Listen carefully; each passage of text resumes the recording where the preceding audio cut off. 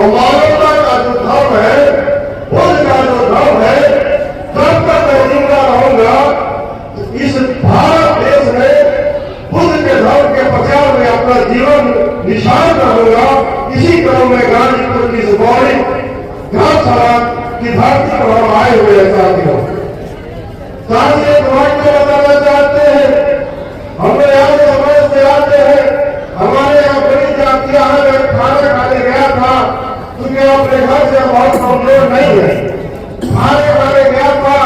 खाना की व्यवस्था 2 तरह की हुई थी, एक 100 समाज के लोग खा रहे थे, एक पुत्र जनजातियां जो छोटे समाज को लोग कहते हैं वो खाना खा रहे थे।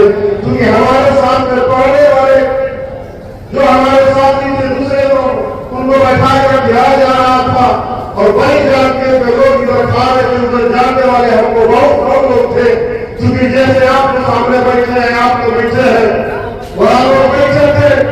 जब मैंने देखा अपने मित्रों से जाकर मिला का हाथ मिलाया और कहे कि आप आ गए, आइए बैठिए, खाना हो जाए।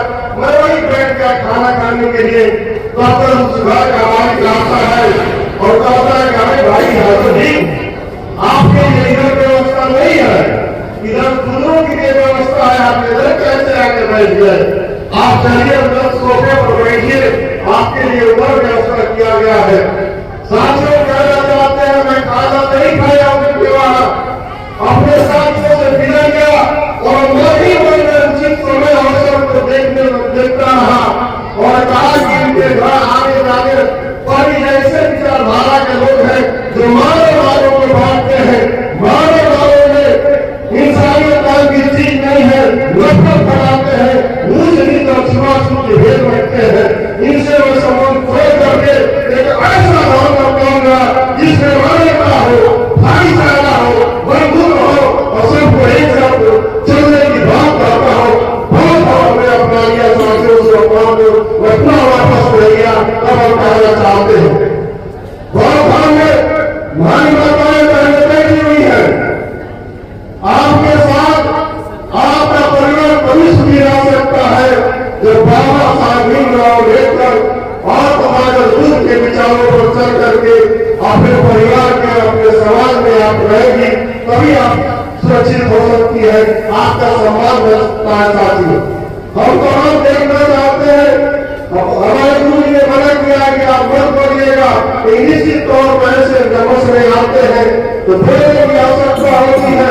साथ ही वैज्ञानिक दर्शन है, वैज्ञानिक दर्शन है तो ऊंची नीची भूख, ऊंची नीची सड़क अच्छी गति नहीं दे सकती और बंजर भूमि ऊषा भूमि अच्छी फसल नहीं दे सकता। और जिस समाज में ऊंच नीच छूना-छूत हो उस समाज का भला कभी नहीं हो सकता है। साथियों हम दबाव देख रहे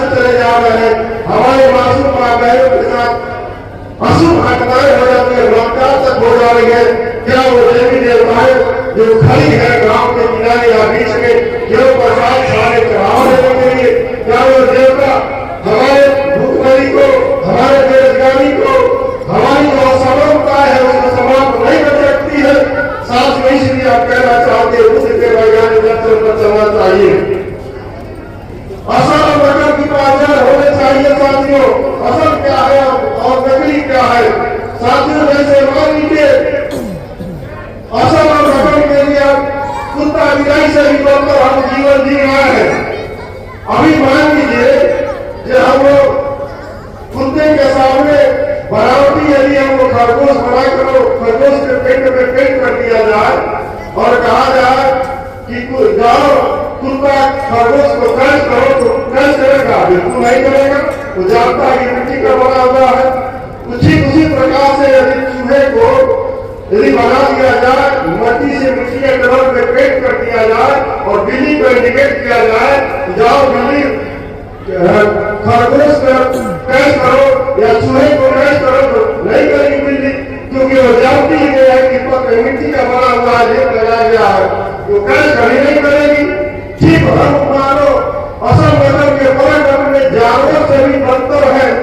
जब ऐसी व्यवस्था रहे कि कैसे होगा, इसलिए हम लोग के गुरु बंदे चंद्रमा जी निकले हुए हैं और पूरे देश में जाकर के बाबा साहब के विचारों को तथागत के विचारों को बताने का काम कर रहे हैं।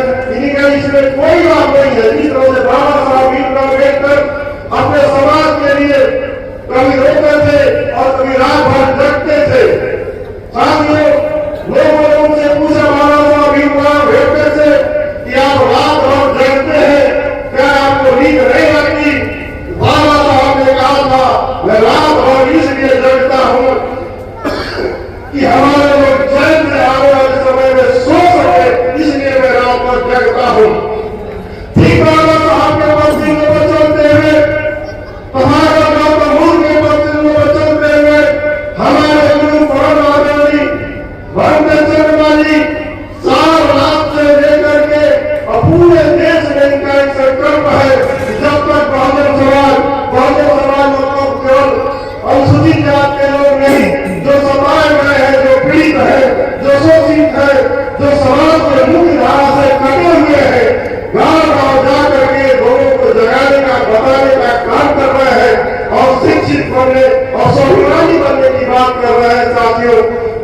अपने गुरु को पूरा प्रणाम करते हुए कहना चाहते हैं साथियों, ये धर्मचार का यात्रा ये तीसरी बार पूरे आप निकले हुए हैं, जो अब 7 से चालू होकर के आपके गाजीपुर जिले से होते हुए बलिया जाएगा, बलिया से देवरिया, देवरिया से गोरखपुर, गोरखपुर से महाराजगंज, महाराजगंज जहाँ बुद्ध की ननिहाल है, नेपाल बॉर्डर तक जाएगा और नेपाल के बॉर्डर से वहां पूरा वापस होते हुए कुशीनगर जहाँ तथागत की परिवार स्त्री है वहां समाप्त होगा।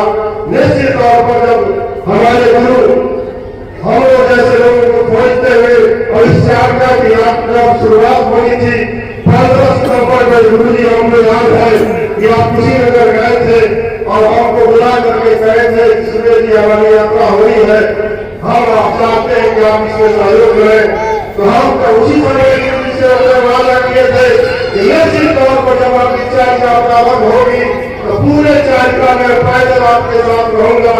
उसी सबक के अनुसार मैं आज आपके साथ उपस्थित हूँ और निश्चित तौर पर पूरे इस यात्रा में अपने जितने भी हमारे साथी हैं गुरु जी जानते हैं, जो भी हमारे जानने वाले हैं बनारस साहब से लेकर के कुशीनगर तक सभी साथी आ भी रहे हैं और जो मेरे खासतौर पर मेरे जो स्वजाति लोग हैं निश्चित तौर पर आपके साथ कदम से कदम मिलाकर इस देश को विश्व गुरु बनाने के प्रति अग्रसर रहेंगे। हम आपको विश्वास दिलाते हैं। इन्हीं जनशक्तियों के साथ आए हुए सभी सम्मानित अतिथियों का, माताएं बहनों का, भारतीय संस्कृति में पढ़ने वाली, बहुत संस्कृति में पढ़ने वाली हमारी माताएं बहनों को सादर अभिवादन करते हुए नव बुधाएं। जय भीम, जय भारत।